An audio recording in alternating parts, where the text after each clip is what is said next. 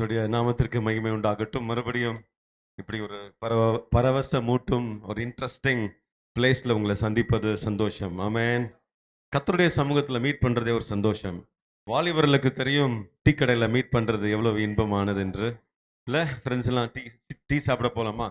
அந்த டீ எப்படி இருக்கலாம் நம்ம யோசிக்கவே மாட்டோம். யார் கூட நின்று டீ குடிக்கிறோன்றது முக்கியம் இல்லை? எத்தனை பேர் அதை அனுபவிச்சிருக்கீங்கன்னு தெரியல. சிஸ்டர்ஸ், நீங்கள் எங்கே மீட் பண்ணுறீங்கன்னு தெரியல, மேபி பார்லராக இருக்கலாம். பட் கர்த்தருடைய சமூகத்தில் சந்திப்பது மிகவும் சந்தோஷம். ஆமென். பக்கத்துக்குள்ள சொல்லுங்க, உங்களை கர்த்தருடைய சமூகத்தில் துதி பாடிக்கிட்டே பார்ப்பதில் மிகவும் சந்தோஷம். ஆமென். ஹல்லேலூயா, ஹல்லேலூயா. நான் இன்னைக்கு சாயங்காலம் நமக்கு ஆண்டு விழா அப்படின்னு நினைக்கிறேன் இல்லைங்களா? அதற்காக வந்தோம். இன்னும் சொல்ல போனால் 365 நாட்கள் ஆஃப் ஹீலிங் அதற்காகவும் கொண்டாட வந்திருக்கிறோம். 365 நாட்கள் ஆஃப் சுகம் ஆக்குதல் அதையும் கொண்டாட வந்திருக்கிறோம். புரியுதுல்ல? பாஸ்டர் ஜெரால்டு அவர்கள் ஆக்சிடென்ட் சந்தித்து 365 நாட்கள் முடிந்து விட்டது. ஆமென். அவ்வளோ நாள் ஆஃப் ஹீலிங் கர்த்தர் அழகாய் பொறுப்பாய் பாதுகாத்து வருகிறார். கர்த்தருக்கு நன்றி சொல்ல கடமைப்பட்டிருக்கிறோம். நிறுத்த வேணாம். கை தட்டி துதிக்கணும்னு நினைச்சா துதிச்சிடணும். கரங்களை தட்டி தேவனுக்கு நன்றி சொல்லுவோம். தேங்க்யூ. இன்னைக்கும் கொஞ்ச நேரம் உங்களுடைய கவனத்தை கர்த்தருடைய வேதத்துக்கு நேராய் திருப்பலாம் என்று நினைக்கிறோம். நாம் வாசிக்கலாம் 1 பேதுரு 2:9.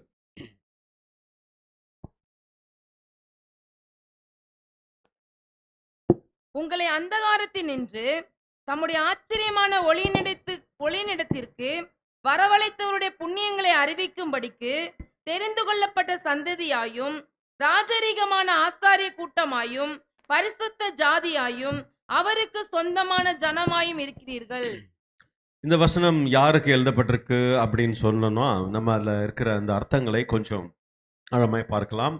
நம்முடைய மூத்த போதகர் ஐயா மாதிரி நான் தூய தமிழ்லாம் பேச மாட்டேன். நான் ரொம்ப ரிலாக்ஸ்டாகவே பேசிக்கொள்ளலாம். சரிங்களா? சில வார்த்தைகள் சென்னை பாஷை வந்துட்டா அட்ஜஸ்ட் பண்ணிக்கோங்க. நானும் முடிந்த அளவுக்கு அதை அவாய்ட் பண்ண ட்ரை பண்ணுகிறேன். இங்கே வருவோம். நாம் ஆசாரியர்களாக அவருடைய புண்ணியங்களை சொல்லும்படிக்கான ராஜரீகமான ஆசாரிய கூட்டமாய் கர்த்தர் நம்மை அழைத்திருக்கிறார். ஆசாரியன் அப்படின்னா யாருங்க? ஆசாரியன் அப்படின்னா பூஜாரி அல்ல, அதாவது கர்த்தருக்கு துதி பாடுகிறவன் ஆசாரியன். நம்ம வேதத்துல போதகர்கள், மேய்ப்பர்கள், பல லெவல்ஸ் ஆஃப் ஊழியக்காரர்கள் இருந்தாலும் இந்த ஒரு அழைப்பு ராஜரீக ஆசாரிய கூட்டம் அப்படி என்று சொல்லப்பட்டிருக்கிறது என்றால் இது நம்ம எல்லாருக்குமே பொருந்தக்கூடிய ஒன்று. நம்ம எல்லாருமே ஆசாரியர்கள் தான். பக்கத்துல பசங்க, நீயும் ஆசாரியன் தான், நானும் ஆசாரியன் தான். ஆமென். அழைச்சது கர்த்தர். அல்லேலூயா. சில நேரத்தில் நம்ம இந்த பூமியில காலேஜில் போயிட்டு படிச்சு, பைபிள் காலேஜ் போய் படிச்சு, அதுக்குன்னு நம்ம தேர்ச்சி எடுத்து, பயிற்சி எடுத்து, ட்ரைனிங் எடுத்து 3 வருஷம் 5 வருஷம் 10 வருஷம் எல்லாம் படிச்சு வரும். அது அவசியம் ஒரு சபையை நடத்துவதற்கு. அப்படி ஒரு அவசியம் மிக மிக முக்கியம். ஆனால் நம்ம எல்லாரையும் தான் இங்கே தேவன் அழைத்திருக்கிறார். நீங்களோ அப்படின்னா அந்த நீங்கள்ல நீயும் நானும் இருக்கிறோம். ஆமென். நம்மை அவர் ராஜரீக ஆசாரிய கூட்டமாய் அழைத்திருக்கிறார். இன்னும் கொஞ்சம் அப்படியே டைல்யூட் பண்ணி சொல்லணும்னா, நீங்களும் நானும் பாஸ்டர் தான். பக்கத்துல பார்த்து சொல்லுங்க, ஷாக்கா இருக்குல்ல? இல்ல, நீங்களும் நானும் சொல்லுங்க, உங்களை பார்த்து சொல்லுங்க, நீங்களும் ஒரு பாஸ்டர் தான், நானும் ஒரு பாஸ்டர் தான். கொஞ்சம் பக்குன்னு இருக்குதான், ஐயோ அப்படின்ற மாதிரி இருக்கு. அப்படின்னா பக்கத்துல உங்களை பார்த்துக்கலாம், நீங்க பாஸ்டர் தானே? உங்க சர்ச் எது? உங்க சர்ச் எது? ஆண்டவர் நம்மை ஆசாரியனா அழைச்சிட்டாரு. பாஸ்டர்னா ஒரு என்ன செய்யணும்? ஒரு ஊழியம் செய்யணும் இல்ல? நமக்குன்னு ஒரு சபை இருக்கணும். அப்படின்னா நம்முடைய சபை எது? கார்மெண்ட் இந்தியா சபை தான் நம்முடைய சபை. இது சபைகளுக்கெல்லாம் சபை. உங்களுடைய சபை, நான் பொதுவாக இப்ப அதை தான் எல்லாத்தையும் சொல்லிக் கொண்டு வருகிறேன். உங்களுடைய சபை முதலாவது உங்களுடைய குடும்பம். அந்த குடும்பத்திற்கு நீங்க தான் பாஸ்டர். அல்லேலூயா, அல்லேலூயா. நாம ஊழியம் செய்ய போகிறோம் என்று சொன்ன உடனே நம்ம கண்ணு முன்னாடிக்கு வந்து நிற்கிறது வந்து ஒரு கிராம ஊழியம் இல்லை? அந்த தெரு முனையில் நின்று நான் இயேசுவை பற்றி 4 பேருக்கு சொல்லணும், இல்லை நான் 4 ட்ராக்ஸ் கொடுக்கணும். அந்த பியூட்டிஃபுல் அனுபவம் அதெல்லாம். கிராம ஊழியங்கிறது ஒரு அழகான அனுபவம். ஒரு பேண்ட் எடுத்துக்கிட்டு ஒரு டேம்பரின் எடுத்துக்கிட்டு அந்த தெரு ஃபுல்லாக பாடிக்கிட்டே போவோம். வருவாய் தருணம் இதுவே. இல்லை அது ஒரு அற்புதமான ஊழியம். என்னுடைய தகப்பனார் அந்த அந்த கிராம ஊழியத்தில் அதிகமாக எங்களை ஈடுபட வச்சார். ஊழியம்னா என்ன எங்களுக்கு தெரியாது. 10 வயசு 8 வயசுலாம் காடு மலை நடக்க விட்டு ஆற்ற கடக்க வச்சு அப்படிலாம் எங்களை கொண்டு போய் கிராம ஊழியம் செய்ய வைத்தார். நமக்கும் இப்போ ஒரு கிராம ஊழியம் என்று சொன்னாலே நான் ஊழியக்காரன் என்று நமக்கு நினைப்பு வந்தவுடனே நாம் செய்கிறோம். நான் எங்கே போய் ஊழியம் செய்யணும்? கிராமத்துக்கு போய் செய்யணும். இன்னும் கொஞ்சம் நேரம் முன்னாடி எடுத்து சொன்னோன்னா நம்ம இந்த ஜெம்ஸ் மாதிரி ஊழியங்கள் எல்லாம் நீங்கள்லாம் மிஷினரியா பீகாருக்கு வந்துருங்க, ஒரிசாவுக்கு வந்துருங்க. இல்லை நம்ம நார்த் இந்தியா ஊழியம். இல்லை ஊழியம் நான் பாஸ்டர் நான் ஊழியம்னா ஒரு கிராமம் ஞாபகத்துக்கு வருது, இல்லைன்னா நார்த் இந்தியா ஞாபகத்துக்கு வருது. சமீபத்தில் நார்த் இந்தியாவிலேருந்து ஒரு ஊழியக்காரர் வந்திருந்தார். அவர் சொன்னார், நீங்கள் யாரும் வராதீங்க சொல்லிட்டார் அவர். நீங்கள் யாரும் வர வேண்டாம், நாங்கள் பார்த்துக்கிறோம். நீங்கள் அங்கே வந்து பிரிவினையை உண்டாக்கிறாதீங்க, நாங்கள் எல்லாத்தையும் பார்த்துக்கிறோம். நீங்கள் உங்களால் முடிந்த உதவியை மட்டும் செய்யுங்க. நாங்கள் அங்கே இருக்கிற மக்களை வச்சு அங்கே நாங்கள் ஊழியம் செஞ்சுக்கிறோம். இப்போ நம்ம நார்த் இந்தியாவுக்கும் போக முடியாது. அப்போ எந்த கிராமத்துக்கு போய் ஊழியம் செய்கிறது? நாம் ஊழியம் செய்ய வேண்டியது முதலாவது நம்முடைய குடும்பத்தாருக்கு. ஹல்லேலூயா, ஹல்லேலூயா, ஹல்லேலூயா. கரங்களை வச்சு சொல்லுங்க, நான் ஊழியக்காரன். முதலாவது என்னுடைய ஊழியம் என் குடும்பத்தாருக்கு. இதுதான் நிறைய பேருக்கு அங்கங்க பக்கு பக்குன்னு அடிக்கும். ஐயோ என் குடும்பத்தாருக்கா, அந்த அவங்களுக்கா என்ன படுத்துறாங்க, என்ன அவங்களுக்கா கொஞ்ச நேரம் நிம்மதியா தூங்க விடுறாங்களா என்ன அவங்களுக்கா? எஸ், ஆமாம். கர்த்தர் நம்மை இந்த வசனத்தின்படி ராஜரீக ஆசாரிய கூட்டமாய் அழைத்திருக்கிறார் என்றால் முதலாவது நம்முடைய ஊழியம் நம்முடைய குடும்பத்தாருக்கு. ஸோ ஃபர்ஸ்ட் நீங்க மனசுல வச்சுக்க வேண்டியது நான் ஒரு ஊழியக்காரன். இரண்டாவது நாம் மனசுல வச்சுக்க வேண்டியது என்னுடைய ஊழியம் என்னுடைய குடும்பத்தாருக்கு. அதுக்கப்புறம் டைம் இருந்துச்சுன்னா நீங்க போய் மற்றவங்களுக்கு இயேசுவை பற்றி சொல்லுங்க. முதலாவது நாம் இயேசுவை நம்முடைய குடும்பத்தாருக்கு காண்பிக்க அழைக்கப்பட்டிருக்கிறோம். நாம் தேவனுடைய ராஜ்யம் என்று வேதம் சொல்லுகிறது. நாம் தான் தேவனுடைய ராஜ்யம். கர்த்தர் இறங்கி கிரியை செய்யக்கூடிய காட்ஸ் கிங்டம் நீங்களும் நானும் தான். அப்போ அந்த ராஜரீகம் என்றால் அந்த ராஜரீகம் அங்க ஒரு ராஜா இருக்கணும். அந்த ராஜா யார்? அதுவும் நான் தான். ராஜா மட்டும் இல்ல, ராணியும் நீங்க தான். ஸோ என் குடும்பத்திற்கு, என் குடும்பத்திலே நான் ஒரு பிள்ளையாக, ஒரு மகனாக, ஒரு மனைவியாக, ஒரு தாயாக, ஒரு பெற்றோராக, ஒரு பிள்ளையாக, ஒரு கணவனாக, மனைவியாக, இன்னும் என்னென்ன உறவெல்லாம் இருக்கோ, எந்த உறவிலே கர்த்தர் உங்களை உங்க குடும்பத்தில் வச்சிருக்கிறாரோ அதற்கு நீங்கள் ஊழியம் செய்யும்படி தான் வச்சிருக்கிறார். உங்களுக்கு ஒரு இடத்துல ஒரு வேலை கொடுக்குறாங்கன்னு வச்சுக்கோங்களேன். உங்க கம்பெனியில மேனேஜர்னு ஒருத்தர் இருப்பாரு, அப்புறம் சூப்பர்வைசர்னு ஒருத்தர் இருப்பாரு, அப்புறம் ஆபரேட்டர்னு ஒருத்தர் இருக்காருன்னு வச்சுக்கலாமே. இந்த எல்லாருக்கும் ஒரு வேலை இருக்கு. ஆபரேட்டர் போய் சூப்பர்வைசர் வேலை செய்யக்கூடாது, சூப்பர்வைசர் போய் இல்லை மேனேஜரோட வேலை செய்யக்கூடாது. அவர்களுக்கென்று உன்னுடைய டெசிக்னேஷன் இதுதான்ப்பா, இதுதான் உன்னுடைய ரோல்ஸ் அண்ட் ரெஸ்பான்சிபிலிட்டிஸ், இதுதான் உன்னுடைய பொறுப்புகள் அப்படின்னு கொடுத்துருவாங்க. அதை நாம் செய்ய கடமைப்பட்டிருக்கிறோம். அங்கே நம்ம எல்லாத்தையும் சரி பண்ணிட்டோம்னா, குடும்பத்தில் எல்லாவற்றையும் சரி பண்ணி விட்டோம் என்றால் அது ரொம்ப கஷ்டம். குடும்பத்தில் சரி பண்ணுறதுன்னு ரொம்ப கஷ்டம். நம்ம வெளியில் போய் 4 பேருக்கு இயேசுவை பற்றி சொல்லிட்டு வந்துடலாம். நம்முடைய குடும்பத்தில் ஒருத்தருக்கு போய் இயேசு நல்லவர் சொன்னால் பார்த்தாலே தெரியும், நீ எல்லாம் சொல்ல வேணான்றவாங்க. இல்லை நீ ஆடுறா. இதுலலாம் நம்ம எந்த அளவுக்கு நம்ம சாட்சியை வளர்த்து வச்சிருக்கோம் தெரியுமா? நம்ம சொந்த கந்துக்கிட்ட சண்டைனா பைபிளை வேற தூக்கிட்டு போயிடறான். இல்லை இந்த டைலாக் எங்கேயாவது கேள்விப்பட்டிருக்கீங்களா? பைபிளை தூக்கிட்டு சண்டைக்கு போகிறான் பாஸ்டர், ஆனால் வீட்டில் வந்து என்ன ஆட்டம் ஆடுறான் தெரியுமா?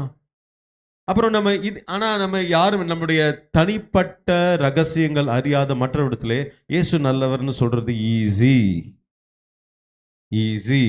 டெய்லி நம்மளுக்கு எழும்பும் போதும் தூங்கும் போதும் ஒரு விஷயம் நடக்கும் போதும் நம்மை ஊழியக்காரர்களாக நம்முடைய குடும்பம் பார்க்கிறதா? முதலாவது நம்முடைய குடும்பம் நம்மளை பார்க்கட்டும், அப்புறம் மற்றவங்க நம்மளை ஊழியக்காரனா பார்க்கட்டும். பக்கத்துல பசங்க, முதலாவது உங்க குடும்பத்திற்கு நீங்கள் ஊழியக்காரனாய் உங்களை காட்டுங்க. அதுக்கப்புறம் மற்றவர்களுக்கு ஊழியக்காரராக இருப்போம். ஆமென், ஹல்லேலூயா. சில நேரத்தில் நம்ம மற்றவர்களுக்குன்னா ஓடி ஓடி செய்வோம். குடும்பத்தாருன்னா அங்கே இருக்கல, நீயே போய் பார்த்துக்கோ அப்படின்னு விட்டுருவோம். இல்லை மற்றவங்களுக்குன்னா ஒரு ஃபோன் வந்தால் போதும், ஐயோ ஃப்ரெண்டு ஃபோன் பண்ணிட்டான்னு ஓடுவோம். இங்கே குழந்தை ஜுரமாக இருக்கும், நீ போய் ஆட்டோ பிடிச்சி ஹாஸ்பிட்டலில் போய் பார்த்துட்டு வந்துடு. இல்லை இது ஆஃபீஸில் ஒருத்தர் ஃபோன் பண்ணி எனக்கு உடம்பு முடியல அப்படின்னா அங்கே ஓடிடுவோம். நம்முடைய ஊழியம் முதலாவது நம்முடைய குடும்பத்திற்கு தேவை. அதனால தான் கர்த்தர் உங்களை அந்த குடும்பத்திலே வைத்திருக்கிறார். ஆமென். ஹல்லேலூயா. தேவனுடைய ராஜ்யம், அடுத்த லெவலுக்கு போவோம். தேவனுடைய ராஜ்யம் நம்முடைய குடும்பம். அப்புறம் அந்த தேவனுடைய ராஜ்யத்தில் என்ன இருக்க வேண்டும் என்று பார்க்கலாம். நான் இன்னைக்கு என்ன மெசேஜ் அப்படின்ற ஒரு குழப்பத்தில் உட்கார்ந்து கொண்டிருக்கும் போது பாஸ்டர் அவர்கள் சொன்னார்கள், தேவனுடைய ராஜ்யம் புசிப்பும். வாசிக்கலாம் அந்த வசனத்தை, ரோமர் 14:17. நம்முடைய குடும்பம் தேவனுடைய ராஜ்யம் என்றால், தேவனுடைய ராஜ்யம் புசிப்பும் குடிப்பும் அல்ல, அது நீதியும் சமாதானமும் பரிசுத்த ஆவியினால் உண்டாகும் சந்தோஷமுமாய் இருக்கிறது. தேவனுடைய ராஜ்யம் என்ன இல்ல? புசிப்பு. நம்முடைய வீடுகள், நம்முடைய வீடு, நம்முடைய ஹோம் தேவனுடைய ராஜ்யம் என்றால் வெறும் சாப்பாடும் தண்ணியும் மட்டும் இருந்துட்டா போதாது. அதான் இங்க சொல்லப்பட்டிருக்கு. நான் உழைக்கிறேங்க, மாடு மாதிரி உழைக்க 3 வேளை நான் சமைச்சு போடுறேன், நான் அங்க போய் உழைக்கிறேன், இங்க போய் உழைக்கிறேன், நான் வீட்டில் அவங்களுக்கு ஏதாவது குறை வச்சேனா பாஸ்டர், ஏதாவது நான் அவங்களுக்கு குறை வைக்கிறேன்னா, சாப்பாடு இருக்கு தண்ணி இருக்குன்னு நினைச்சா நான் அதை வாங்கி கொடுக்குறேன், சாயங்காலம் ஸ்நாக்ஸ் வாங்கி கொடுக்குறேன். வெறும் குடிப்பும் புசிப்பும் அல்ல தேவனுடைய ராஜ்யம். அது அவசியம். ஆனால் இதை மட்டும் செஞ்சுட்டா உங்க கடமை எல்லாம் முடிஞ்சிருச்சு. ஒரு அப்பாவா, ஒரு மகனா, ஒரு ஒரு ஒரு மனைவியா, ஒரு புருஷனா, ஒரு பெற்றோரா, ஒரு பிள்ளையா, இதை மட்டும் நான் சம்பாரிச்சு கொடுக்குறேன்ல, வேற என்ன வேணும் அப்படின்னு கேட்டீங்கன்னா இது ஊழியக்காரனுக்கு அழகு அல்ல. அடுத்த லெவல் இங்க பார்க்கிறோம், அது நீதியும் சமாதானமும் பரிசுத்த ஆவியினால் உண்டாகும் சந்தோஷம். இந்த நீதியை நம்ம பண்ணிடலாம், சமாதானத்தையும் சமாளிச்சிடலாம். இந்த நீதியும் சமாதானம், இந்த சந்தோஷம் இருக்கு பாருங்க, அதுக்கு பரிசுத்த ஆவியானவர் இருந்தா தான் முடியும். ஏன்னா நம்மளை படுத்துறாங்க, நிறைய கஷ்டங்கள் வரும், நிறைய தொல்லைகள் வரும், நிறைய பிரஷர்ஸ் வரும். அதை சாதாரண மனிதர்களாக நாம் இருப்போம் என்றால் நம்மால் சந்தோஷமா இருக்க முடியாது. அதுக்கு தான் ஆண்டவர் சொல்றாரு, அது பரிசுத்த ஆவியானவரை நான் கொடுத்துட்றேன். ஏன்னா சந்தோஷம் என்பது சந்தர்ப்பங்களை சார்ந்தது. நம்ம எப்போ நம்முடைய சூழ்நிலை எப்படி இருக்கோ அதுக்கேற்ற மாதிரி தான் நம்ம சந்தோஷமா இருக்க முடியும், இல்லைன்னா இருக்க முடியாது. அதுக்கு தான் ஆண்டவர் சொல்றாரு, பரிசுத்த ஆவியானவரை அனுப்பி அதை நான் பார்த்துக்கிறேன், எது சந்தோஷமா இருக்கிறது. பட் நீதியும் சமாதானமும் நம்ம கையில இருக்கு. கரங்களை உயர்த்தி சொல்லுங்க, என் குடும்பத்துக்கு நீதியும் சமாதானமும் என் கையில ஊழியக்காரனாய் தேவன் பொறுப்பு கொடுத்திருக்கிறார். நம்ம தான் பார்த்துக்கணும். நீதினா என்ன, என்ன பெருசா அநியாயம் பண்ணிட்டேன்? ரொம்ப சிம்பிள், ரொம்ப சிம்பிள். சில அம்மாமார்க சில பிள்ளைகளுக்கு மொத்தம் நிறைய செய்வாங்க, சில பேர்ல கண்டுக்காம விட்டுருவாங்க. நான் பொதுவாக சொல்றேன், அந்த காமன் பாயிண்ட் இருக்கா நம்முடைய குடும்பத்துல? என் தங்கச்சிக்குன்னா ஒண்ணு, அவங்க தங்கச்சிக்குன்னா வேற மாதிரி. புரியுதுங்களா? மாமனார் மாமியார் வைஃபோட சொந்தக்காரங்கன்னா நல்லா பார்த்துக்கிறது, புருஷனுடைய சொந்தக்காரங்கன்னா கண்டு கல்லாம விட்டுறது. இது அநீதி.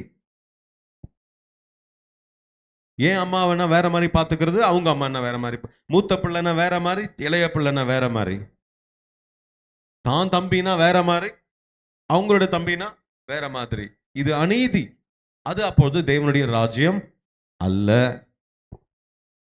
உங்க குடும்பத்தில் இருக்கும் அனைவரையும், உறவினர் அனைவரையும், எல்லாரையும் உங்களால சமமாய் பார்க்க முடியும் என்றால் தான் அந்த ஊழியக்காரனா நாம் நிற்கிறோம். இல்லை என்றால் ஊழியக்கார பதவி இழந்துட்டு நம்ம குடும்பத்துல ஒரு மாதிரி யாரோ மாதிரி வாழ்ந்துட்டு போய் கொண்டிருக்கிறோம். பட் கர்த்தர் உங்களை ஊழியக்காரனாய் நியமித்திருக்கிறார்.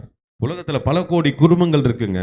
ஆனா இந்த குடும்பத்துல தான் நீங்க குடும்ப தலைவன், நீங்க குடும்ப தலைவி. இந்த குடும்பத்துல தான் நீங்கள் ஒரு தாய், நீங்கள் ஒரு மாமியார், நீங்கள் ஒரு மாமனார், நீங்கள் ஒரு மருமகன் மருமகள். அந்த பொறுப்பிலே நாம் செயல்பட கடமைப்பட்டிருக்கிறோம். சோ இங்க முதலாவது நீதி.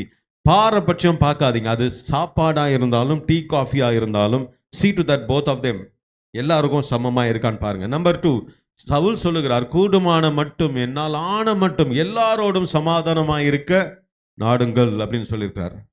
எல்லாரோடும் சமாதானம் அவ்வளவு சீக்கிரம் வராது, பட் வந்துட்டா நல்லது. சோ இதை மனசுல வச்சுக்கோங்க. என்னுடைய குடும்பம் தேவனுடைய ராஜ்யம் என்றால் வெறும் புசிப்பும் குடிப்பும் அல்ல. என் குடும்பத்துல நீதி இருக்குதான்னு நான் பார்க்கணும். அது பாக பிரிவினையா இருந்தாலும், சொத்து பிரிக்கிறதா இருந்தாலும், அக்கார்டிங் டு லா ஆணுக்கும் பெண்ணுக்கும் சம உரிமையா பாஸ்டர்? சம உரிமை கொடுத்துருங்க. அப்படி இல்லைன்னா கொஞ்சம் எக்ஸ்ட்ராவே கொடுங்க. நம்ம தமிழ்ல ஒரு பழமொழி இருக்கு, விட்டு கொடுத்தோர் என்னதுங்க கெட்டு போனதில்லை, கெட்டு போனவர்கள் விட்டு கொடுப்பதில்லை. என்ன ஒரு 10 லட்சம் தானே, வாழ்ந்துட்டு போட்டோமே. எனக்கு தெரிஞ்ச ஒரு என் கூட வேலை பண்ற ஒருத்தர் கடந்த 13-14 வருஷமா எனக்கு அவர் கூட பழக்கத்துல இருந்து 14-15 வருஷமா அவர் கோர்ட்டுன்னு அலைஞ்சிட்டு இருக்காரு. இவர் யாருக்கு விரோதமா கேஸ் போட்டாருன்னா இவங்க அண்ணன்கள் இருக்கும். இவங்க அம்மா இவருக்கு கொஞ்சம் எக்ஸ்ட்ரா சொத்து கொடுத்துட்டு போயிட்டாங்க. அண்ணன்களுக்கெல்லாம் ஆம்பளை பிள்ளைங்க இருக்காங்க, இவருக்கு ஒரே பொண்ணு. இவரும் வேலை பார்க்குறாரு, இவங்க ஒய்ஃப் வேலை பார்க்குறாங்க, இவர் வெல் செட்டில்டு. அவங்க கிராமத்தில் இருக்கிறாங்க, இவர் சிட்டியில் இருக்கிறாரு. ஸோ இவங்க என்ன அந்த அண்ணன்மார்கள்லாம் கேட்டாங்க, கொஞ்சம் சொத்து எனக்கு கொடுத்துறேன், பாதி சொத்து எனக்கு கொடுத்துறேன். நீ பொம்பளை பிள்ளை வச்சிருக்க, அவங்க எப்படியும் வாழ்ந்துருவாங்க, எனக்கு 4-5 ஆம்பளை பிள்ளைங்க இருக்கு, நீங்கள் கொஞ்சம் அந்த சொத்துல கொடுத்துட்டு போயிட்டு இருக்கலாம். 15 வருஷமா இவர் கேஸ் போயிட்டு இருக்காரு. 15 வருஷமா கோர்ட்டுக்கு ஃபீஸ் கட்டுறாரு. 15 வருஷமா வாழ்றது யாரு? லாயரு. யாரா லாயர் இருக்கீங்கன்னா? இல்லைல்ல? ஓகே, கர்த்தர் உங்களை ஆசீர்வதிப்பார் சிஸ்டர். ஓகே, அந்த லாயர்கிட்ட காசு கொடுத்து தான் ஆகணும், ஃபீஸ் கொடுக்காம பண்ண முடியாது. 15 வருஷமா இவர் கொடுத்துட்டு இருக்க. நான் கேட்டேன், இந்த 15 வருஷம் நீங்க அலையிறீங்கல்ல, எவ்வளோ செலவாயிருக்கும்? ஒரு 10-15 லட்சம் செலவாயிருக்கும். இதுதானே அவங்க கேட்டாங்க, இதைத்தானே அவங்க கேட்டாங்க. அந்த 15 லட்சங்கள் கொடுன்னு தானே கேட்டாங்க. அட்லீஸ்ட் உங்க உறவாது உங்க மனசார வாழ்த்தி இருக்குமே. அவங்களுக்கும் கொடுக்க மாட்டீங்க, இவங்களுக்கும் கொடுக்க மாட்டீங்க. இந்த சிஸ்டர் மாதிரி யாரோ ஒருத்தர் வந்து தனியா வாழ்ந்துட்டு போயிடுறாங்களே. தப்பா எடுத்துக்காதீங்க சிஸ்டர். கடைசியில போன வருஷம் அந்த லாயர் என்ன தெரியுமா சொல்லியிருக்காரு அந்த அந்த நண்பன் கிட்ட, இங்க பாருங்க சார், பேசாம நீங்க சமாதானமாய் உங்க சொத்தை பிரிச்சு கொடுத்துட்டு போயிருங்களேன் உங்க அண்ணன்களுக்கு.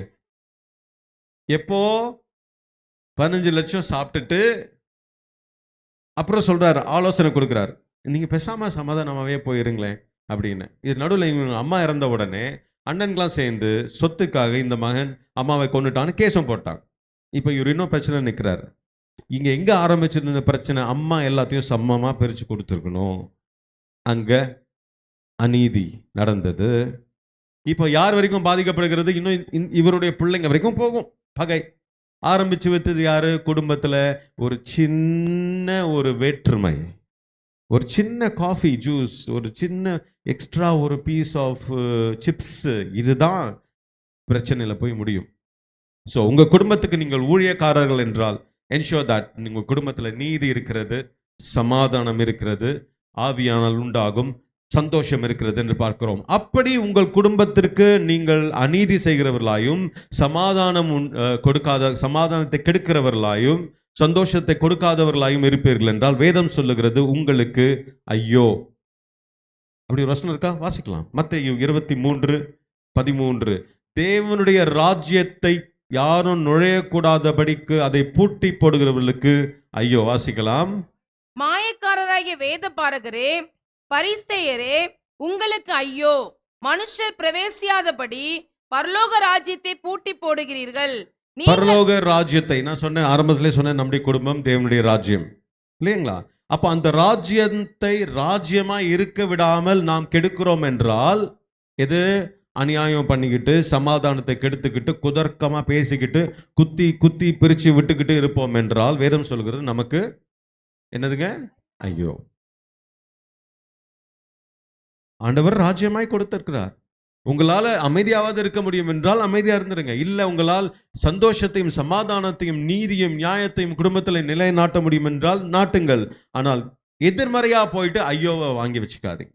கரங்களை வச்சு சொல்லுங்க, நான் என் குடும்பத்திற்கு ஊழியக்காரன், நியாயமான ஊழியக்காரன்.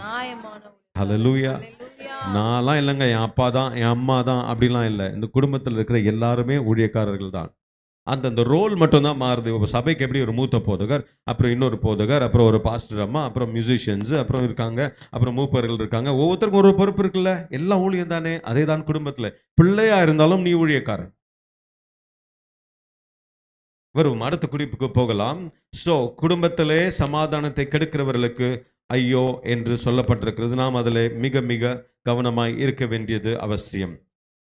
இயேசு கிறிஸ்து சொல்றாரு, 2 இடத்துல இயேசு ரொம்ப தெளிவா சொல்லுகிறாரு, என் பிதா எனக்கு கொடுத்தவர்களில் ஒருவரையும் நான் இழக்கவில்லை. என் பிதா அதில் ரொம்ப கவனமா இருக்கிறேன்னு சொல்லியிருக்கிறார். யோவான் 6:39 சரி, யோவான் 18:9 சரி, எனக்கு கொடுக்கப்பட்ட ஒருத்தனையும் நான் இழக்கவில்லை. அப்படியே இழந்தாலும் கடைசி நாள்ல அவனை உயிரோடு நான் எழுப்பிடுவேன் அப்படின்ற ஒரு தைரியத்தை வார்த்தையை இயேசு சொல்றார். இயேசுக்கு கற்பிதா கொடுத்த ஆள் யாரு? அந்த 12 பேர் தான். அந்த 12 பேர் தான். அந்த 12 பேர் என்ன பெரிய வீர தீர சூரர்களா? இல்ல கொஞ்சம் பேர் மீனவர்கள், ஒருத்தன் டாக்ஸ் கலெக்டர், இல்ல நம்ம மத்தேயு வரி வசூலிப்பவன், லூக்கா ஒரு டாக்டர், ஆனா அவன் சீஷன் இல்ல. இது மாதிரி இருந்த அந்த 12 பேரும் மிக மிக சாதாரணமானவர்கள். இயேசுவுக்கு பரலோகத்திலிருந்து பல கோடி தூதர்கள் சேவை செய்வாங்க. ஆனா இயேசு சொல்றாரு, பிதா எனக்கு இந்த 12 பேரை கொடுத்தாருன்னா இந்த 12 பேரையும் கண்ணும் கருத்துமாய் காப்பாற்ற வேண்டியது என்னுடைய கடமை. அவர்களில் ஒருவனையும் நான் இழக்க மாட்டேன் அப்படின்னு இயேசு சொல்றார். நம்ம குடும்பத்துல நம்ம நுழைஞ்ச உடனே எத்தனை பேரை நம்ம துரத்தி வச்சிருக்கோம் யோசிச்சு பாருங்களேன்.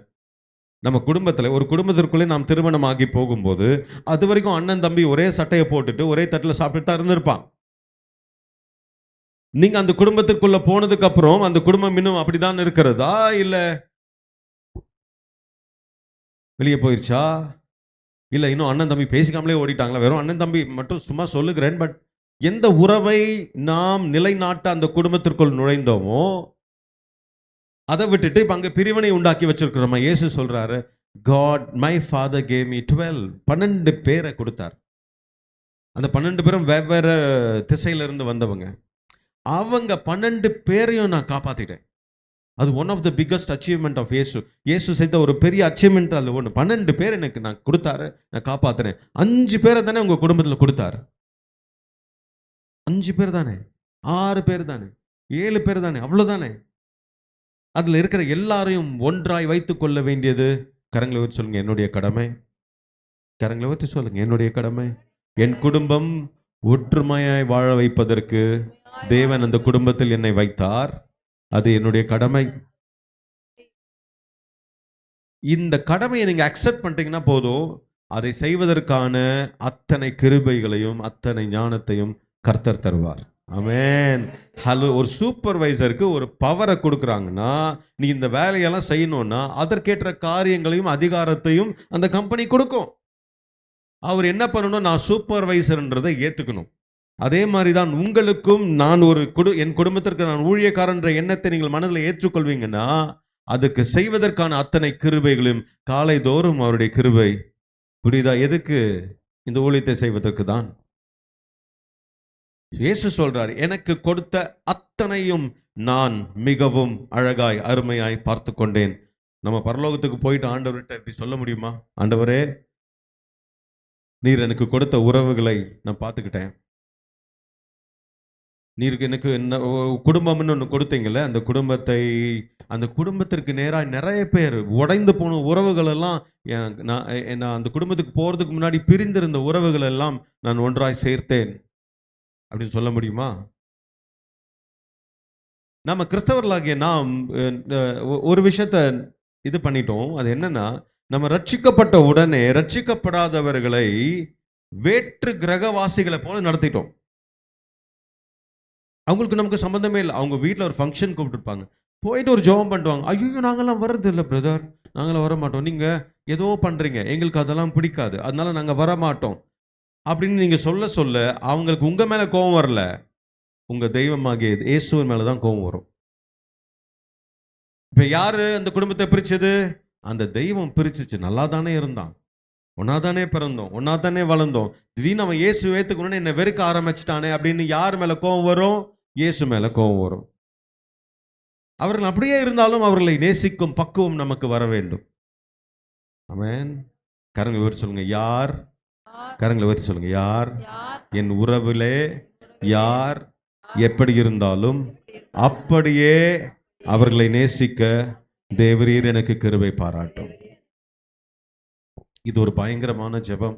கர்த்தர் இந்த ஜெபத்துக்கு மாத்திரம் பதில் கொடுத்துட்டான்னு வச்சுக்கோங்களேன், நாம தான் பரலோக வாசிகள். ஹல்லேலூயா. இந்த சூழல் ஃபுல்லா அப்படியே பரலோகமா இருக்கும். we expect them to change. அதுதான் ப்ராப்ளம். வருவோம்.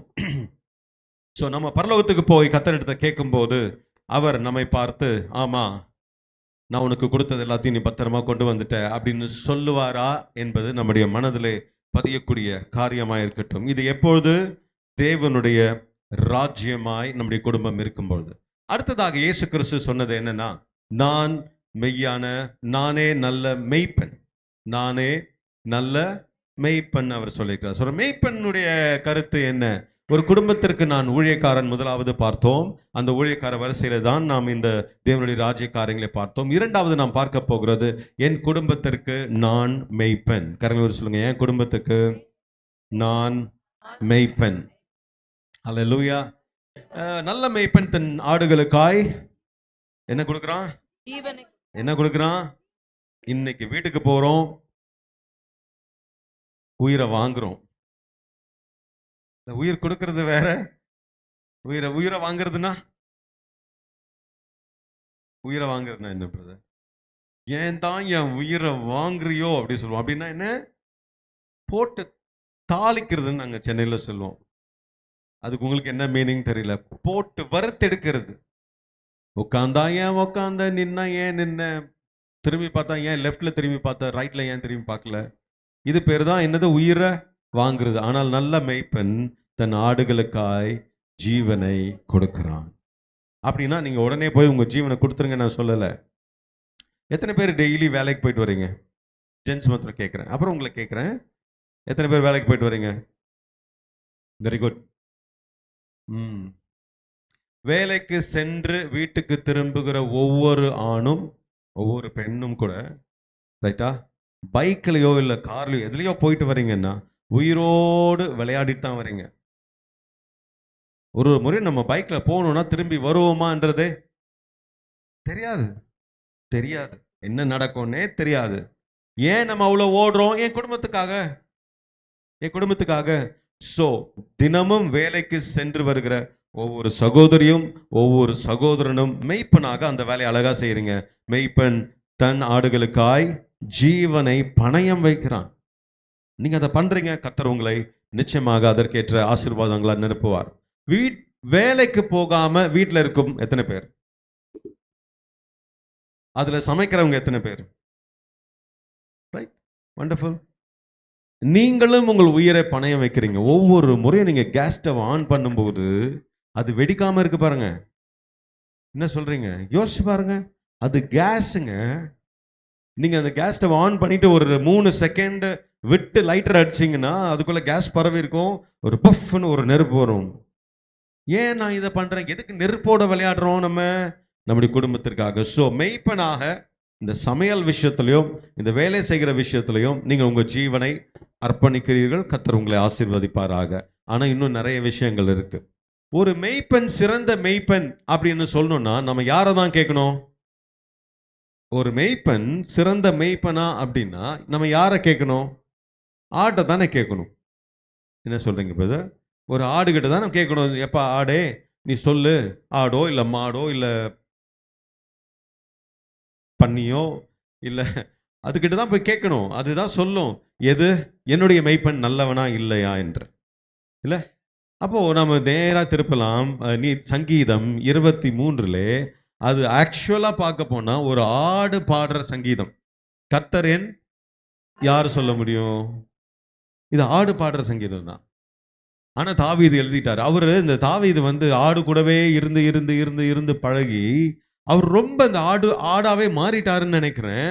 இவர் எப்படியெல்லாம் தன் ஆடை பார்த்து கொண்டாரோ அதை ஆடு பாடுவதாக, இந்த கர்த்தர் மெய்ப்பராயிருக்கிறார், நான் தாழ்ச்சி அடையேன், அவர் என்னை புல்லுள்ள இடங்களில். இது ஆக்சுவலா ஆடு தான் பாடுது. ஆக்சுவலா யார் பாடுறது? ஆடு தான் பாடுது. சின்ன வயசுல நமக்கு மனப்பாடமா சண்டே ஸ்கூல்ல சொல்லி கொடுத்த ஃபர்ஸ்ட் 2வது சங்கீதமா இருக்கும். ஃபர்ஸ்ட் ஆதியிலே தேவன் வானத்தையும் பூமியும் சிருஷ்டித்தார். அடுத்து நேர சங்கீதம் தான். கர்த்தரன் நடுவில் எந்த வசனமும் நம்ம நிற்க மாட்டோம்ல, நேர பாயிண்ட் டு பாயிண்ட் சங்கீதத்துக்கு வந்துடும். இதான் நமக்கு. அதுக்கு அடுத்தது தேவன் தம்முடைய ஒரே பேரான குமாரனை யோவான் 3:16. அந்த யோவான் 3:16 எங்களுக்கெல்லாம் சொல்லிக் கொடுக்கும்போது ஒரு பாட்டோட சொல்லிக் கொடுத்தாங்க. யோவான் 3:16 சொன்னால் கிடைக்கும் கரிசோறு அப்படின்னு சொல்லிட்டு தான் எங்களுக்கு அந்த காலத்தில் அப்படிதான் எங்களுக்கெல்லாம் சொல்லி கொடுத்தாங்க. கரிசோறு கிடைச்சுதான்றது அது அப்புறம் பார்த்துக்கலாம். பட் இப்படிதான் அந்த பாடல் ஆரம்பிக்கும். வருவோம் இங்கே. ஆக எல்லாரும் சங்கீதத்துக்கு திருப்பிக் கொள்ளலாம்.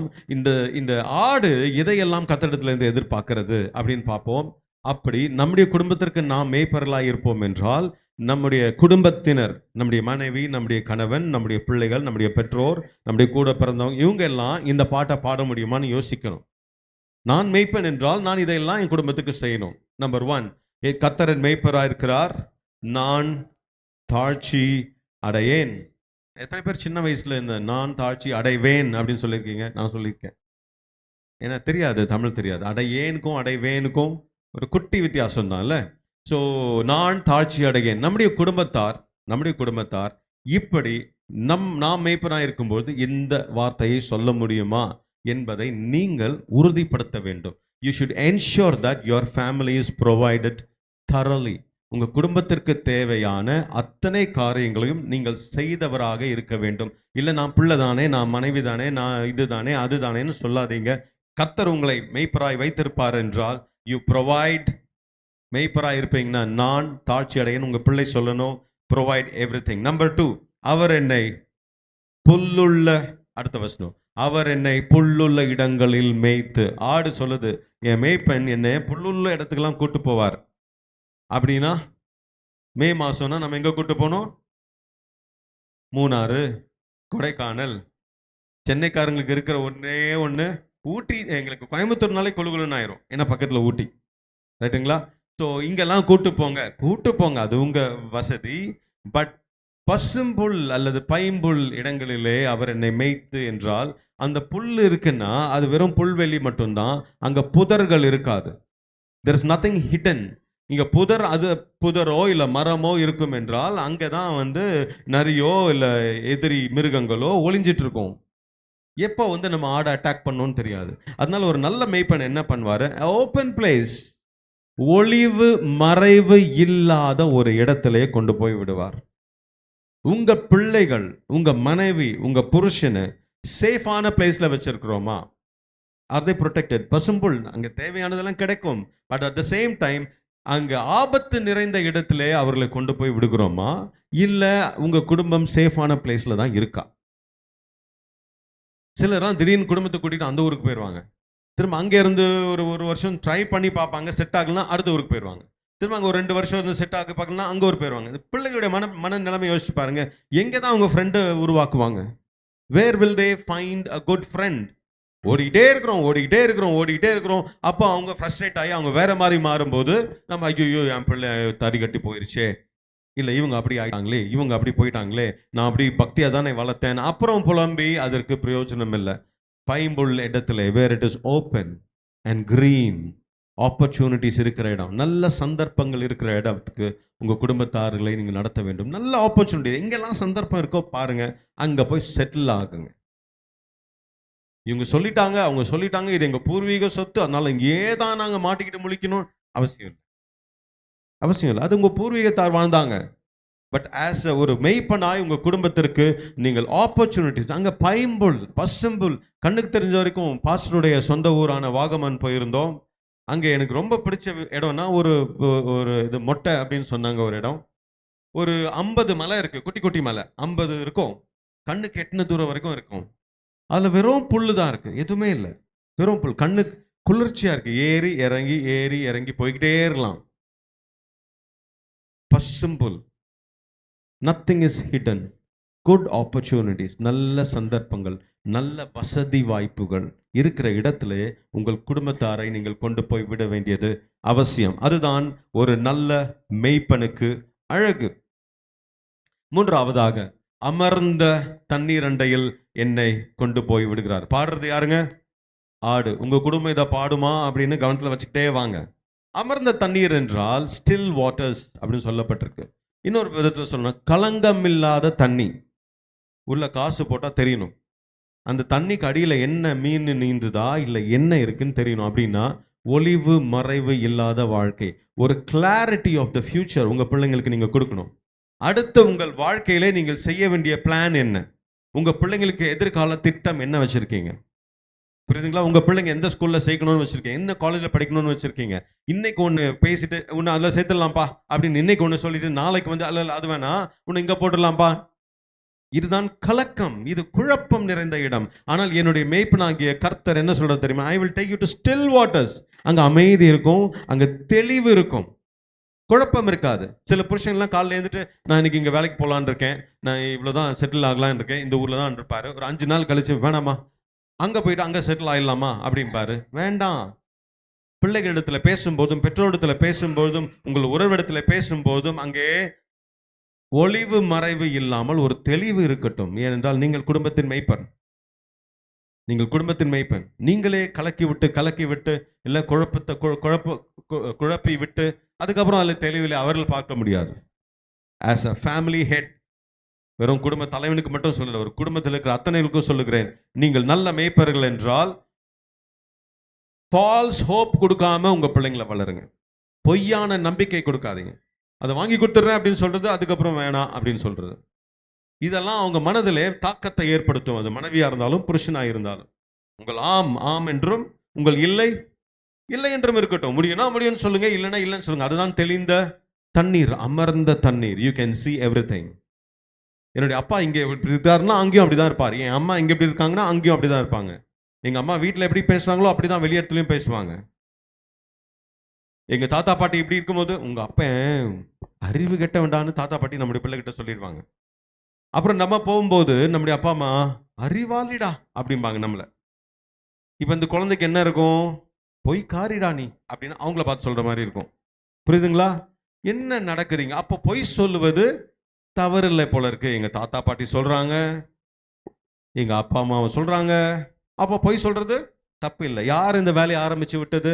நாம், நம்முடைய குடும்பத்தார், நம்முடைய பிள்ளைகள், வளர்ந்து வருகிற நம்முடைய பிள்ளைகள் அமர்ந்த தண்ணீர் அண்டில் தெளிவான கிளாரிட்டி இருக்கட்டும் உங்க பேச்சுல.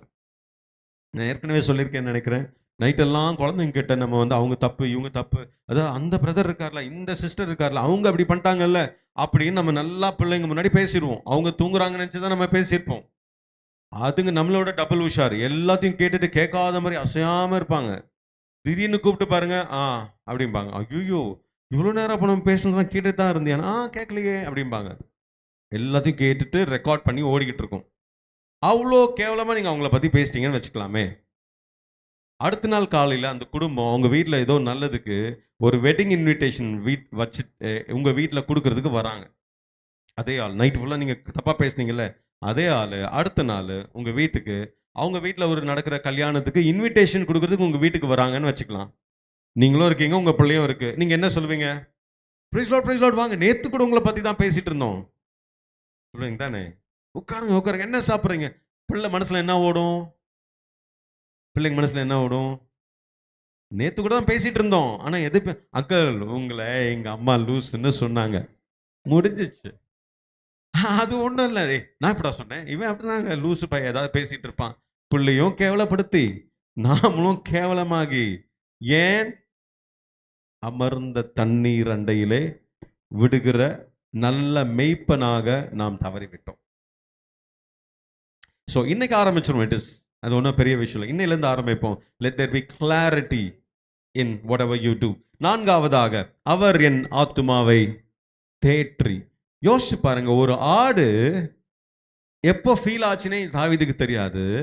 ஆனா அந்த ஆடு ஃபீல் ஆயிருக்கிறது தாவீதுக்கு எப்படியோ தெரிஞ்சிருக்கு. அதனால தாவீது போய் திடீர்னு ஒரு ஆடு சோகமா இருந்திருக்கும்.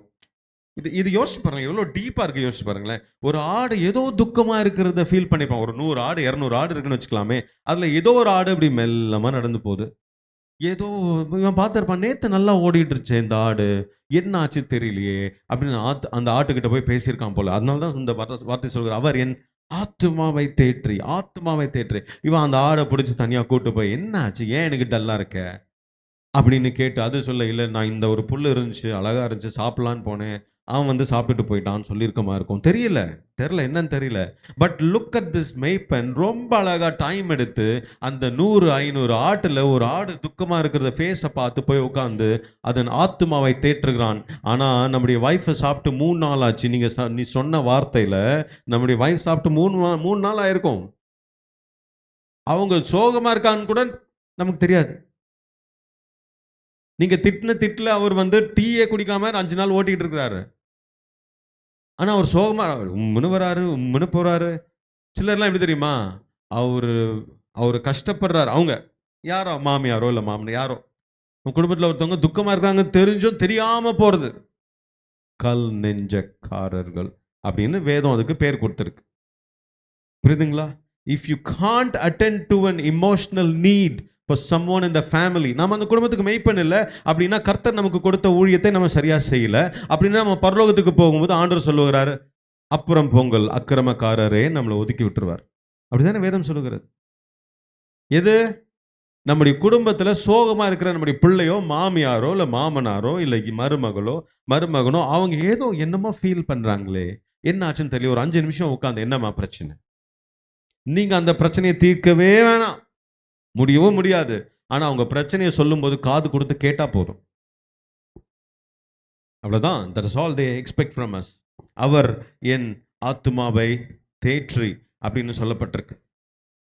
அடுத்தது போவோம். அவர் தம்முடைய நாமத்தின் நிமித்தம் என்னை நீதியின் பாதைகளில் நடத்துகிறார். அவர் ஆடு சொல்லுது, என் மெய்ப்பெண் தாவீதுன்னு ஒருத்தன் இருக்கான், அவனுக்கு ஒரு நல்ல பேர் இருக்கு. அவர் தம்முடைய நாமத்தின் நிமித்தம், அவன் இந்த இடத்துல ஒரு நல்ல மெய்ப்பெண் பேர் வாங்கிட்டான். அவனுக்கு இருக்கிற அந்த பேருக்கு உள்ள மரியாதையின்படி அவன் என்னை நடத்துகிறார். நம்ம ஆண்டவருக்கு ஒரு பேர் இருக்கு. அவர் நீதி உள்ளவர், அவர் நல்லவர், அவர் கிருபை உள்ளவர், அவர் இரக்கம் உள்ளவர். அவருக்கு ஒரு பேர் இருக்கு. அவருடைய பேரை காப்பாத்துற பொறுப்பு நம்ம கிட்ட இருக்கு. அல்லேலூயா, அல்லேலூயா. சிலர்லாம் இப்படி சொல்லுவாங்க, என் குடும்பத்துக்கே இப்படி இந்த ஊர்ல இந்த குடும்பம்னா இப்படி ஒரு நல்ல பேர் இருந்துச்சுங்கன்னு சொல்லுவாங்க. அந்த பேரை காப்பாத்துறதுக்கு அப்படியே வம்சமா வாழ்ந்துட்டு வருவாங்க. இது வரைக்கும் நம்முடைய குடும்பத்திற்கு அப்படி ஒரு பேர் இல்லாம இருந்திருக்கலாம். பட் இன்னையில இருந்து உங்க குடும்பத்திற்கு என்று ஒரு ஒழுக்கமான, ஒரு நல்ல, ஒரு மேன்மையான பேரை வாங்கி தருவது குடும்ப மெய்ப்பனின் பொறுப்பு. அவங்க தாத்தா படையில ரொம்ப இப்படிதான் இருந்தாங்க. ஆனா இந்த பையன் குடும்பத்தை தூக்கி நிறுத்தினா பாருங்க. ஆனா இந்த சகோதரி இந்த குடும்பத்துக்கு வந்ததுலேருந்து அந்த குடும்பம் அப்படியே செழித்து ஓங்குது பாருங்க. அப்படின்ற பெயரை நாம் வாங்கி தர வேண்டும். ஏனென்றால் நான் என் குடும்பத்திற்கு மெய்ப்பன். ஏனென்றால் சொல்லுங்க, ஏனென்றால் நான் என் குடும்பத்துக்கு. இந்த சைடு சவுண்டு நிறைய வருது, இந்த சைடு வரல. ஏனென்றால் சேர்த்து சொல்லுங்க, ஏனென்றால் நான் என் குடும்பத்திற்கு மெய்ப்பன். ஹல்லேலூயா. ஐந்தாவதாக என்ன பார்க்கிறோம்னா, அவர் இல்ல இதுதான் பார்த்தோம். ஐந்தாவது, அவர் நீதியின் பாதையிலே தம்முடைய நாமத்தின் நிமித்தம் நம்மை நடத்துகிறார் என்று பார்த்தோம். அதுக்கப்புறம் 4ஆம் வசனத்திலே, நான் மரண இருளின் பள்ளத்தாக்கிலே நடந்தாலும் பொல்லாப்புக்கு பயப்படேன், தேவரீர் என்னோடு இருக்கிறீர். யார் பாடுறது? ஆடு. ஆடு எப்படி பாடுது? நான் என்ன பள்ளத்துல விழுந்தாலும், நிறைய ரொம்ப ஆபத்தான வார்த்தைகள். மரண இருளின் பள்ளத்தாக்கு. பள்ளத்தாக்கே ஏற்கனவே பள்ளம், அங்க லைட் அவ்வளோவா வராது. அது மரண பள்ளத்தாக்கு, உளுந்தா காலி, அதுக்கப்புறம் இருட்டாவும் இருக்கு. என்னால ஒண்ணுமே செய்ய முடியாத சூழ்நிலை வந்தாலும் நம்முடைய பிள்ளைகளும், நம்முடைய மனைவி, நம்முடைய புருஷன், நம்முடைய அப்பா அம்மாலாம் ஃபீல் பண்ணணும், இந்த உலகமே இழிஞ்சு விழுந்தாலும் என் பிள்ளை என்னை பார்த்துக்கும் என்ற நம்பிக்கை உங்க குடும்பத்தாருக்கு கொடுக்கிறவர்களா நீங்கள் இருக்க வேண்டும். என்ன வந்தாலும் பரவாயில்ல. ஆடு அப்படிதான் பாடுது, நான் மரண இருளின் பள்ளத்தாக்கில் நடந்தாலும் எவனோ என்னை போட்டு தள்ளுவான்னு பயப்பட மாட்டேன், ஏனென்றால் என் கர்த்தர் என்னோடு இருக்கிறார். அல்லேலூயா. கர்த்தர் டைரக்டா வந்து உங்க குடும்பத்தை காப்பாற்ற முடியாததுனால தான் உங்களை அந்த குடும்பத்தில் வச்சிருக்கிறார். ஒருவேளை உங்க கணவனை விட நீங்க அதிகமா சம்பளம் வாங்குறீங்கன்னா அதை விட பொறுப்பு உங்களுக்கு அதிகமா இருக்கிறதுனால தான் அந்த குடும்பத்தில் உங்களுக்கு அனுப்பி வச்சிருக்கிறார். அவரோட நான் நிறைய சம்பளம் வாங்குறேன்ற பெருமை தலைக்கு ஏறி விடக்கூடாது. இஸ் மை ஃபேமிலி, என் குடும்பத்தார் அந்த தைரியத்தில் வாழ்றாங்களா? இல்லை அப்பனை நம்பாதடா, அவன் பாதியிலேயே கைவிட்டு போயிடுவான், அவனை நம்பாதம்மா. எனக்கு தெரியும், ஒருத்தவங்க மருமகளை பார்த்து சொன்னாங்க, ஏம்மா நீ நம்பாத என் பிள்ளைய, அவன் வேலைக்கு போக மாட்டான், நீயே போய் சம்பாதிக்க ஆரம்பிச்ச. சொன்னது யார்? அப்பா அம்மா. ஏன்? நம்ம தலைவர் அவ்வளோ நல்ல பேர் வாங்கி வச்சிருக்கார். Yes my family feeling safe and secured under my leadership. என் குடும்பத்தார் நான் இருக்கிறதுனால அவங்க பார்த்துப்பாங்க அப்படின்ற தைரியத்தோடு வாழ்றாங்களா? அதுதான் நல்ல மெய்ப்பெண். அதற்கு தான் கர்த்தர் நம்மை அழைத்திருக்கிறார். ஹல்லேலூயா. அடுத்த காரியத்தை பார்க்கலாம். அவர் 5ஆம் வசனம், என் சத்துருக்களுக்கு முன்பதாய் நீர் எனக்கு ஒரு பந்தியை ஆயத்தப்படுத்தினீர். என் சத்துருக்கள் யாரு? ஆட்டுக்கே போவோமே, ஆடோட சத்துரு யாரு? ஆடோட சத்துரு யாருன்னு தெரியல, ஆனா ஞாயிற்றுக்கிழமைனா நாம தான். ஆட்டுக்கு மாத்திரம் நம்ம சத்துரு இல்லை, கோழிக்கும் நாம தான் சத்துரு. இன்னைக்கு சாயங்காலம் நம்ம யாருக்கு சத்துருன்னு தெரியல இல்லையா? சரி வருவோம். ஆட்டுக்கு சத்துரு யார்? ஆட்டுக்கு சத்துரு யார்? ஓநாய். புலி, சிங்கம். தாவீது வாழ்க்கையில என்ன வந்துச்சு? ஒரு முறை கரடியும் சிங்கமும் பெரிய பெரிய சத்துரு இல்ல. சோ யோசிச்சு பாருங்க, அந்த ஆடா நீங்க யோசிச்சு பாருங்களேன். நிறைய மந்தைகள் இருந்திருக்கும், நிறைய மந்தைகள் தாவீத மாதிரி நிறைய மேய்ப்பர்கள் இருந்திருப்பாங்க. அங்க பக்கத்து மந்தையில ஒருத்தன் வந்து மேய்ப்பன் இருந்திருப்பான். அவனுக்கு கரடி போயிருக்கும். அந்த கரடியை வந்து அந்த கரடி வந்து ஆட்டை சாப்பிட்டுருக்கும்.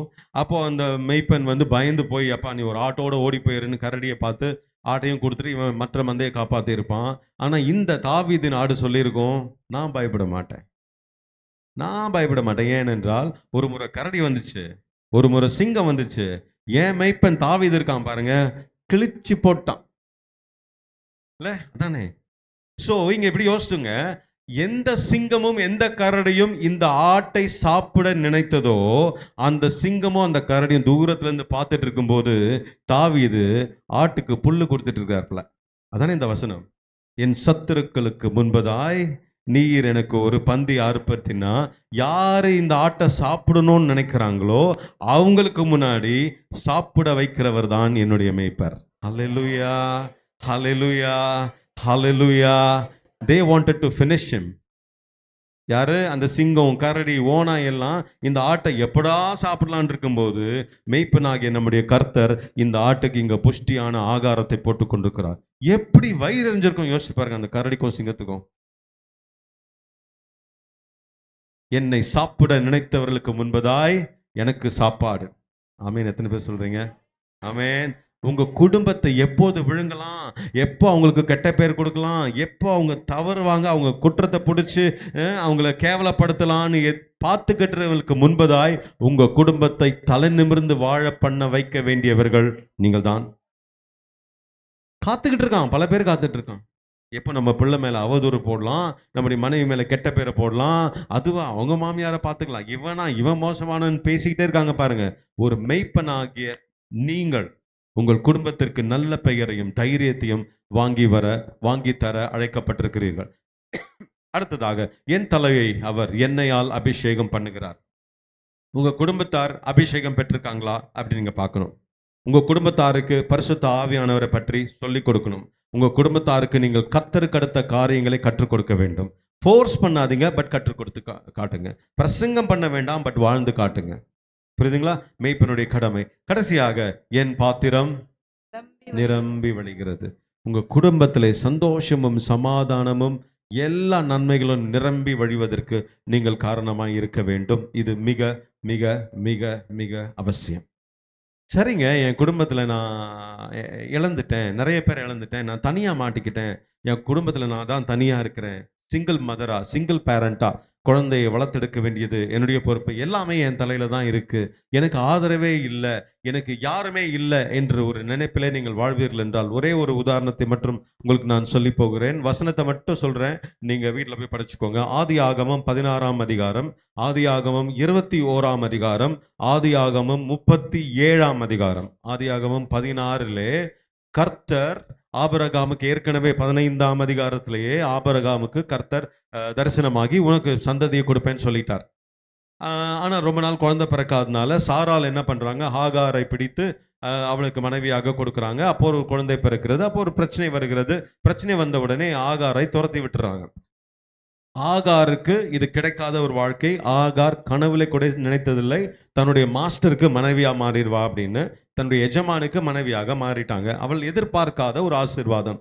ஆனால் அந்த ஆசீர்வாதம் வந்த பிறகு கர்த்தர் ஆபிரகாமு கிட்ட தான் பேசிக்கிட்டே இருக்கிறாரு, சாரால் கிட்ட பேசவே இல்லை. கர்த்தர் ஆபிரகாம் தான் பேசிட்டு இருக்காரு. நான் உன்னை பழுகி பெருக பண்ணுவேன். இன்ஃபேக்ட் சாரால் வீட்டுக்குள்ள உட்காந்து நகைத்தால் அதை தேவதூதன் பார்த்து உள்ள அவன் நகைக்கிறான்னு சொன்னா அப்ப கூட நேரா வரல. ஆனால் ஒதுக்கப்பட்டு, அசிங்கப்படுத்தப்பட்டு, கேவலப்படுத்தப்பட்டு, துரத்தி விடப்பட்ட ஆகார் தூரத்தில் போய் அழுது கொண்டிருக்கும் பொழுது தேவதூதன் ஆகாருக்கு தரிசனமாகி சொல்லுகிறார், ஆபிரகாமுக்கு என்ன வார்த்தை தரிசனத்தை கொடுத்தாரோ, எந்த வாக்குறுதியை கொடுத்தாரோ, எந்த வாக்குத்தத்தத்தை கொடுத்தாரோ அதே வாக்குத்தத்தத்தை எடுத்து ஆகாருக்கும் கொடுக்கிறார். நான் உன் சந்ததியை பெருக பண்ணுவேன். சாரால் கூட அந்த ஆசீர்வாதம் கிடைக்கலங்க. ஆபிரகாமுக்கு கர்த்தர் தோன்றினார். அதுக்கப்புறம் அதே தேவ தூதனானவர் ஆகாருக்கு தோன்றி சொல்றார், ஒண்ணு சொல்றேங்க, உங்களுக்கு கொடுத்த வாக்குத்தத்தம் உங்கள் வாழ்க்கை நேரத்திலே நிறைவேறுகிறதோ இல்லையோ, கர்த்தருடைய வாக்குத்தத்தம் உங்கள் சந்ததி வாழ்க்கையிலே நிச்சயமாக நிறைவேறும். ஆமென். ஹல்லேலூயா. அது நீங்கள் துரத்தி விடப்பட்டவர்களா இருந்தாலும், நீ ஊரை விட்டு போ, நீ கிறிஸ்தவன் ஆயிட்டல, இவனுக்கு இதுல சொத்து இல்லைன்னு சொன்னாலும் உங்களை ஆசீர்வதிக்க திட்டம் போட்டவர் கர்த்தர். யாரையும் நம்பி கர்த்தர் உங்களை ஆசீர்வதிப்பேன் வாக்கு கொடுக்கல. கவனிச்சிங்களா? இன்னொரு சொல்றேன், அவன் பார்த்துப்பான்னு நம்பி, உங்க அண்ணன் உங்களுக்கு சொத்து கொடுப்பான்னு நம்பி கர்த்தர் நான் உன்னை ஆசீர்வதிப்பேன்னு சொல்லல. நான் உன்னோடு இருந்து நான் உன்னை ஆசீர்வதிப்பேன், கர்த்தர் அவரை நம்பி தான் சொன்னார். எத்தனை பேர் ஆமென் சொல்றீங்க? ஹல்லேலூயா. அவரை நம்பி சொன்னாருங்க. கர்த்தருக்கு யாருடைய உதவியும் தேவையில்லை. யோசிச்சு பாருங்க. அடுத்து ஆகாருக்கு வந்து சொல்றார், நீ கவலைப்படாத ஆகார், நான் ஆபிரகாமுக்கு தான் சொன்னேன், ஆபிரகாமுடைய வித்து யாருக்கெல்லாம் இருக்கோ அந்த வாக்குத்தத்தம் நிறைவேறும். வேதம் சொல்லுகிறது, நாம் ஆபிரகாமின் புத்திரர்கள். ஹல்லேலூயா, ஹல்லேலூயா. அப்படி என்றால் அந்த ஆசீர்வாதங்கள் வரும். அடுத்த லெவல் போகிறோம். 21ஆம் வசனத்திலே மறுபடியும் இந்த ஆகார் துரத்தி விடப்படுகிறார். மறுபடியும் இப்ப குழந்தை வளர்ந்துருச்சு. இஸ்மாயில் கொஞ்சம் வளர்ந்துட்டான். என்ன பண்றதுன்னு தெரியல, எப்படி இந்த குழந்தையை காப்பாத்துறதுன்னு தெரியல. அனாதையாக தெருவிலே, அனாதையாக எங்கோ ஒரு ஊரில் வனாந்தரத்தில் அவள் விடப்படுகிறாள். குடிக்க தண்ணி இல்லை. அங்கே தேவனுடைய வார்த்தை இப்படி எழுதப்பட்டிருக்கிறது. 17ஆம் வசனம், 18ஆம் வசனம், 21ஆம் வசனம் வரைக்கும், 21ஆம் அதிகாரத்துல நீங்க வாசிச்சு பார்த்தீங்கன்னா தெரியும். அங்கே கர்த்தருடைய தூதனானவர் வந்து சொல்லுகிறார், கர்த்தர் கர்த்தர். இங்க கர்த்தருடைய தூதன் கூட இல்ல, கர்த்தர் குழந்தையின் சத்தத்தை கேட்டார். அல்லேலூயா. அடுத்த லெவல் பாருங்க. If you think there is nobody to take care, நான் தனியா நின்று என் குடும்பத்தை காப்பாத்தி போராடிக்கிட்டு இருக்கேன்னு நினைக்கிறீங்கன்னா, கர்த்தர் சொல்றார், I am directly there for you. நானே இறங்கி உனக்கு செய்வேன். கர்த்தர் அந்த குழந்தையின் குரலை கேட்டார். மறுபடியும் தேவதூதன் வந்து பேசுகிறான். அதுக்கப்புறம் என்ன ஆச்சு இந்த இஸ்மாயிலுக்கு? யோசிச்சு பார்த்தீங்களா? ஆபிரகாம் ஒரு சந்ததி அங்க போகுது. ஆபிரகாமுடைய பிள்ளை யாரு? ஈசாக்கு. ஈசாக்குடைய பிள்ளை யாரு? யாக்கோபு. யாக்கோபுடைய பிள்ளைகள் அந்த 11 பேரு. அவங்க குடும்பத்தில் ஒரு யோசேப்பு இருந்தான். அது அந்த ஸ்டோரி தான் அழகா போது, நமக்கு மனப்பாடமா தெரியும். இந்த யோசேப்பு அடிச்சு அண்ணன். ஆனா இந்த இஸ்மாயில் பத்தி அதுக்கப்புறம் எதுவும் போடல. அவன் வில் வித்த இலை வீரனானான் அப்படின்னு இருக்கு. அவ்வளவுதான், முடிஞ்சிச்சு. ஆனா அப்படிதான் நம்ம நினைச்சிட்டு இருக்கோம். அந்த அந்த யோசேப்பு அவங்க அண்ணன்லாம் சேர்ந்து அடிச்சு அந்த குழியில போட்டாங்கல்ல. அந்த குழியில போட்டப்போ அவனை தூக்கி யார்கிட்டயே வித்தாங்கல்ல. யாருக்கிட்ட வித்தாங்க? யாருக்கிட்ட வித்தாங்க? இந்த இஸ்மாயில் யாரு? அவன் இப்ப என்ன பிசினஸ் பண்ணிட்டு இருக்கான்? International business. புரியுதுங்களா? International business. இங்க யாக்கோபுடைய பேர பிள்ளைங்க என்ன பண்ணிட்டு இருக்காங்க? யாக்கோபுடைய பிள்ளைங்க என்ன பண்ணிட்டு இருக்காங்க? ஆடு மேய்ச்சிட்டு இருக்காங்க. அவ்வளவுதான் இல்ல. ஆபிரகாமுடைய பேர பிள்ளைகள் ஆடு மேய்த்து கொண்டிருக்கிறார்கள் இதுவரை. ஆனால் ஒதுக்கப்பட்டவனுடைய பிள்ளையாகிய இஸ்மவேல் இன்டர்நேஷனல் பிசினஸ் பண்ணிட்டு இருக்காரு. எங்க?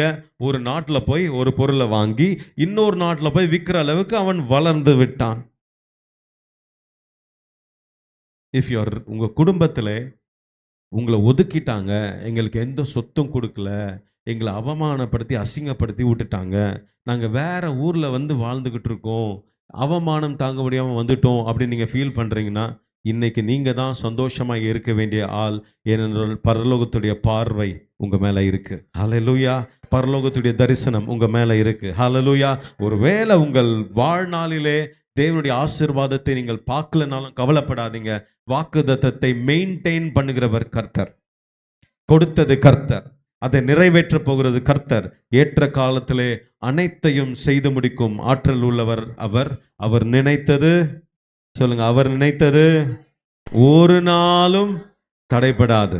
கரங்களை வச்சு சொல்லலாமா? நான் என் குடும்பத்திற்கு மெய்ப்பெண். இன்னும் சத்தமா சொல்லுங்க, நான் என் குடும்பத்திற்கு மெய்ப்பெண், நான் என் குடும்பத்திற்கு ஊழியக்காரன், நான் என் குடும்பத்திற்கு பொறுப்பாளி.